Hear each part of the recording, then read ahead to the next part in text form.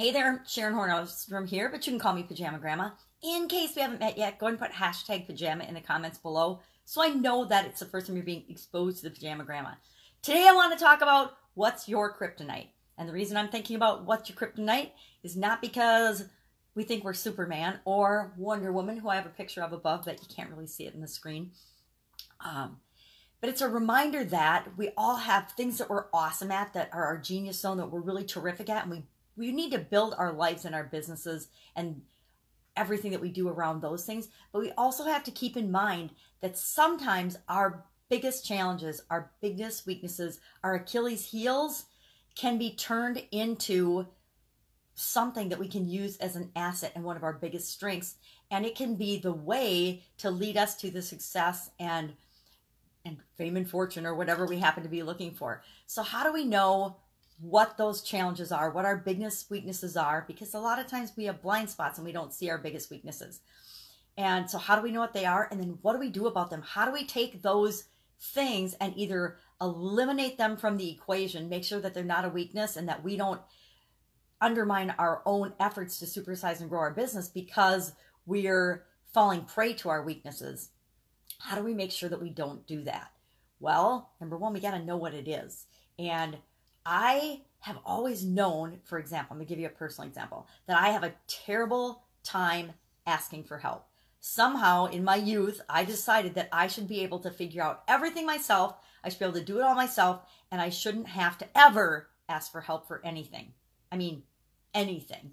And how I've always kind of known that, and but I haven't consciously been aware of it and how it was impacting my life and things that I'm trying to do in my life. And not only in my businesses, but in just my relationships with my family, my home life, my ability to manage certain things or have certain things that I do or don't want in my life.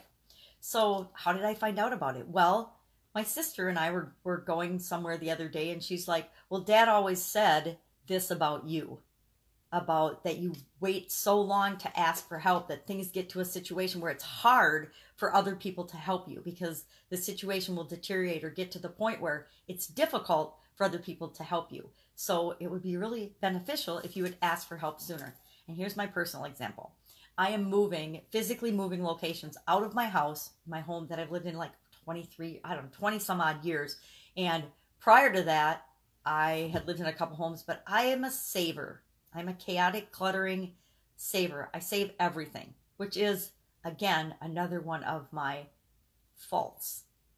I save way too much stuff, and I don't need it. It becomes cluttered because look at my backdrop. I'm a cluttered person. I like a lot of things around me. I don't know where that exactly comes from, but I've always been that way. I've always been like a little, pack rat. My family called me a pack rat. So true. Again, so then how do you know what these things are and how they might be impacting your ability to grow and supersize your business? Well, if you don't know, ask people. But usually if we just think about it, we already know.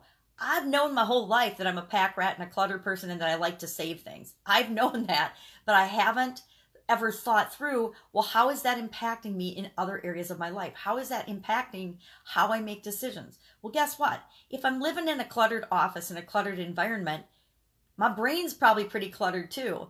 And if I can get as much done as I get done with my brain being cluttered and chaotic, imagine what I'm capable of if I declutter it and I'm not chaotic and I'm more process oriented, because I am on purpose very process oriented and very structured and very thought out and planning. But in my business life, but in my personal life, it's just like chaos everywhere.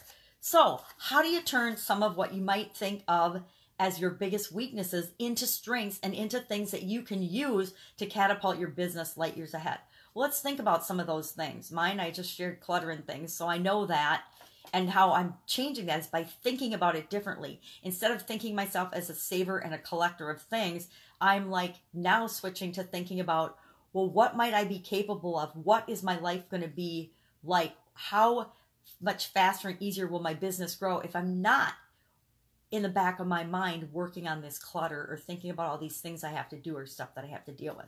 So say you're a person that doesn't think there's enough hours in the day. There's never enough time. You're running around like a chicken with your head cut off.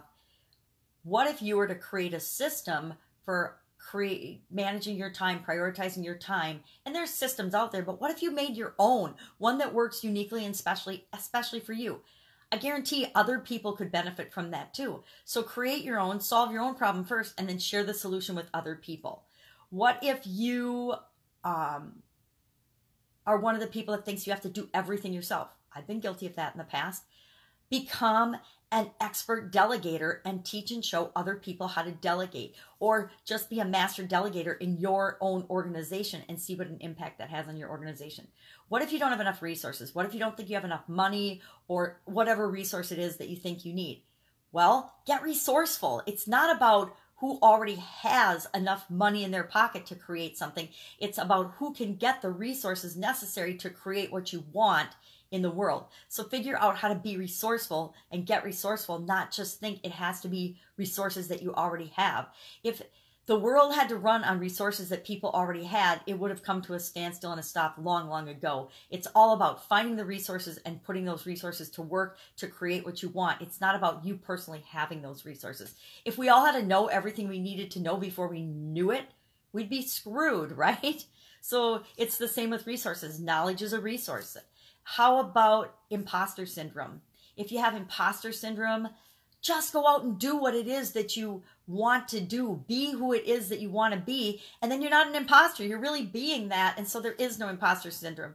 Doing and taking action is the biggest counteracting thing to doubt, worry, fear, or anything else like that, any limiting belief. And then how about if you've got like a huge ego and you're an asshole? Well, I'm just going to say, be yourself, but then pay attention to the reaction you're getting from other people, because there's a whole group of us that can see through if you're being egotistical or if you're being confident. There's a difference, and sometimes it's a fine line, sometimes it's not. But my thoughts around that are always be yourself and be the example for other people. So what's your kryptonite? What's your Achilles heel? What is it that is about you that you either need to, buffer down and get help and support on, or turn into something that you can use to grow and supersize your business and give you a competitive advantage? That's what I'm thinking about today. Go out and make it a fantastic day. And I'll, of course, be with you tomorrow. Bye.